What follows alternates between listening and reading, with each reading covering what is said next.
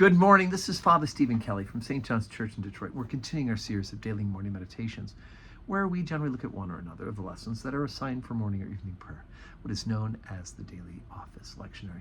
Let's continue today for Saturday through our way the story of Daniel, the book of Daniel, and the three young men, Shadrach, Meshach, and Abednego, and Nebuchadnezzar, who's requiring them to make a sacrifice before the golden image. Chapter 3, beginning at verse 19. Then was Nebuchadnezzar full of fury, and the form of his visage was changed against Shadrach, Meshach, and Abednego. Therefore he spake and commanded that they should heat the furnace 7 times more than it was wont to be heated. And he commanded the most mighty men that they were in his army to bind Shadrach, Meshach, and Abednego, and to cast them into the burning fiery furnace. Then these men were bound in their coats, their hosen, and their hats, and the other garments, and were cast in the midst of the burning fiery furnace.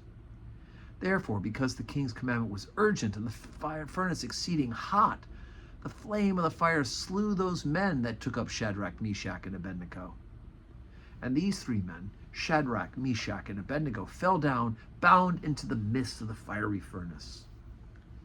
Then Nebuchadnezzar was astonished, and rose up in haste, and spake and said unto his counselors, Did not we cast 3 men bound into the midst of the fire? They answered and said unto the king, True, O king. And he answered and said, Lo, I see 4 men loose, walking in the midst of the fire, and they have no hurt. And the form of the 4th is like the Son of God.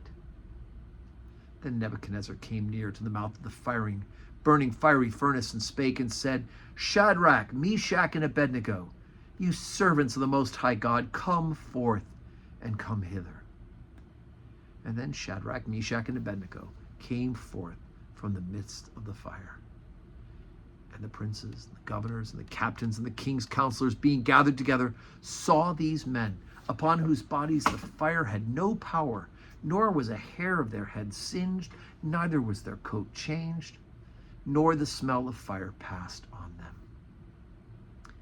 Then Nebuchadnezzar spake and said, Blessed be the God of Shadrach, Meshach, and Abednego, who hath sent his angel and delivered his servants that trusted in him, and have changed the king's word, and yielded their bodies, that they might not serve nor worship any god except their own God.